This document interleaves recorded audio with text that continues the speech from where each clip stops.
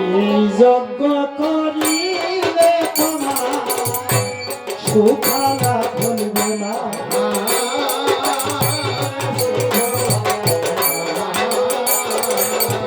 প্রভু শুনে নাও আমার কাছে, আমি বলে একটা বানর হয়ে তোমাকে বলছি, শোনো। লক্ষ্মী ছাড়া পুরুষ যদি প্রভু যে সুফলা ফলে না তার বিপদ ফলে না।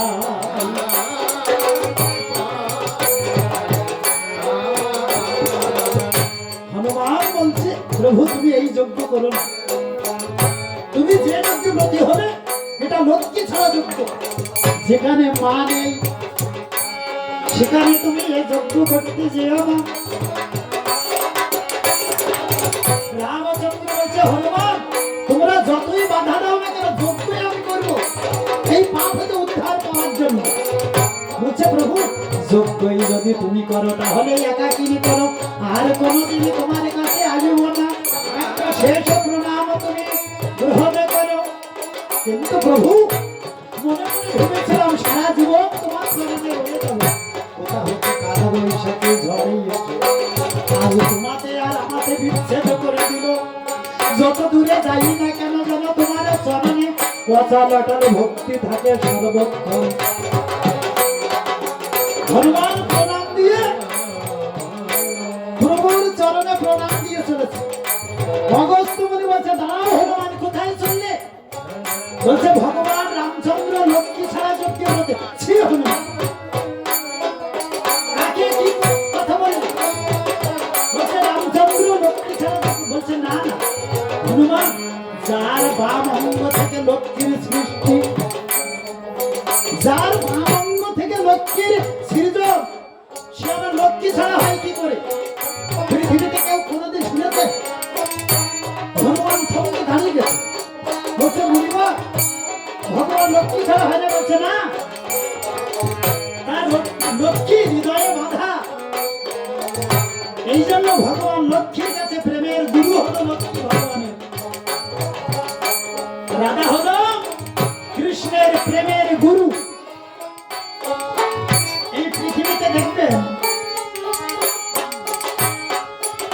একমাত্র নারীর কাছে আমাদের সমস্ত শক্তি বাঁধা, নারী হলো মূলাধার, শক্তির আধার হলো মহাশক্তি। আমরা তো পুরুষ দাবি করা যায় না, আমরা সবাই প্রকৃতি। আর একমাত্র পরম আমার অনাদিরাদি গোবিন্দ হলো পরম পুরুষ, আমরা সবাই প্রকৃতি।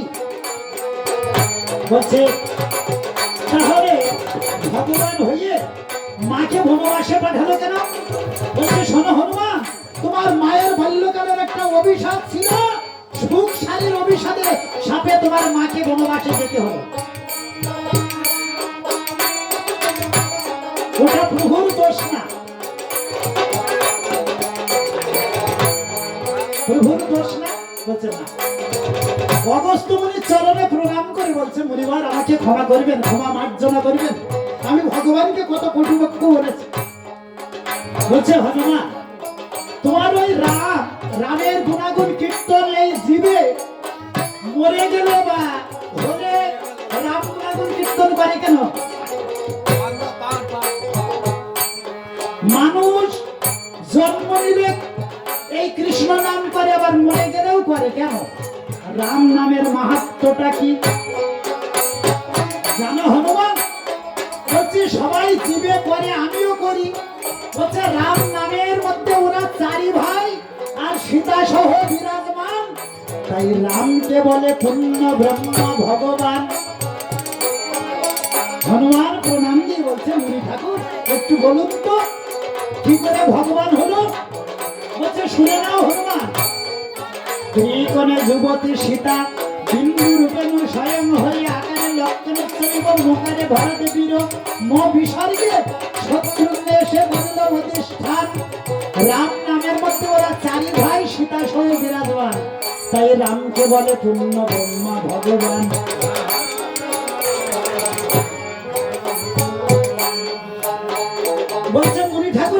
বুঝাইয়া বলুন, এই পৃথিবীতে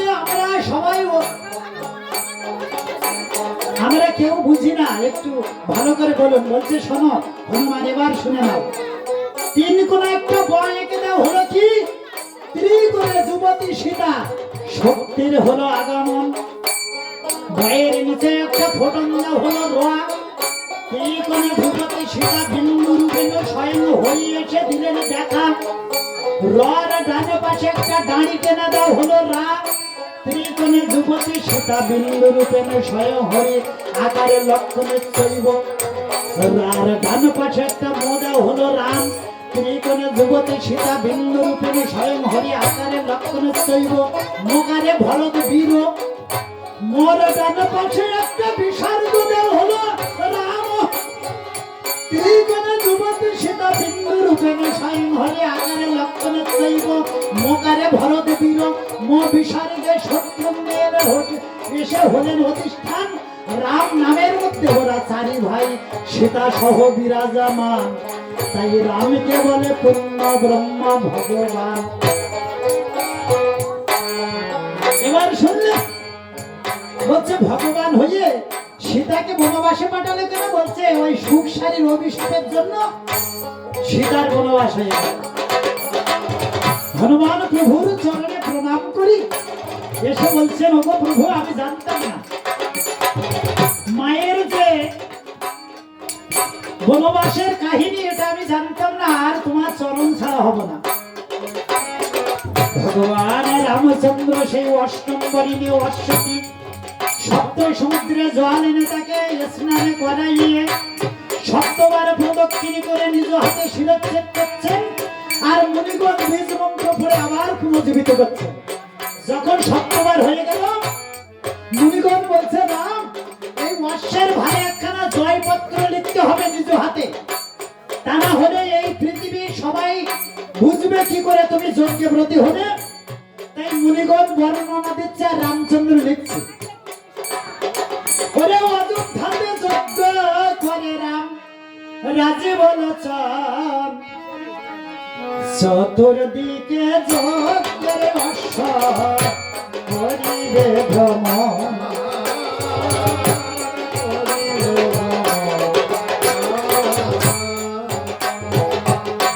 চতুর্দিকে ভ্রমিবে অশ্ব, নইলে কোনো বাধা। বাঁধে বেড়ে না বাঁধিবে তার, সীতা হবে বাধা।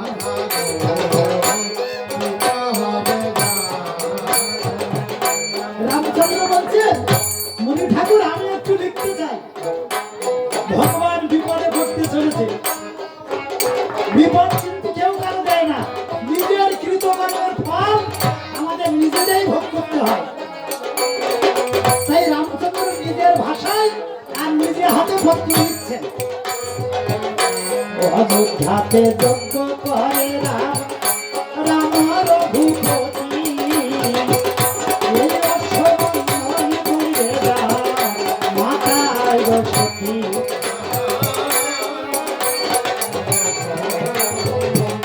সতী মায়ের পুত্র বলে তারা পরিচয় দিবে, অশ্বমেধে যুদ্ধ করিবে, না হয় পরাজয় মিটিবে।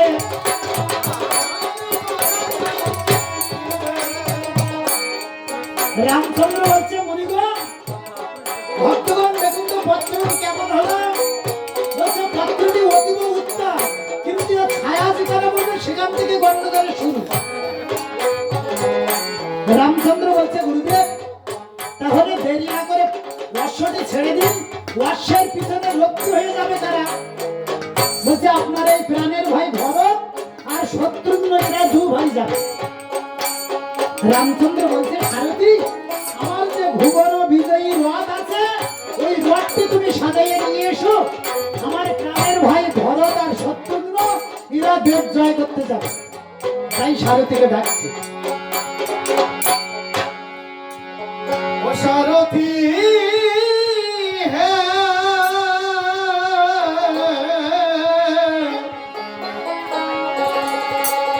ভুবন বিজয়ী রথ